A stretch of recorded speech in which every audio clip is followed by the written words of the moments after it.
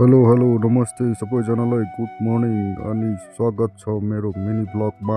Direct आलुदेखि सुरु गरेँ। यहाँ छ हाम्रो खानेकुराहरू। आज चाहिँ म धेरै दिनपछि मिनी ब्लग लिएर आएको छु। हेरेर माया गरिदिनु होला, सेयर एन्ड सब्सक्राइब गरिदिनु होला। म चाहिँ ब्रस गरेर पनि अब चाहिँ यात्रो भुडे प्याट देखाएर अब ड्रेस लगाएर अब म काममा जानुपर्ने हुन्छ।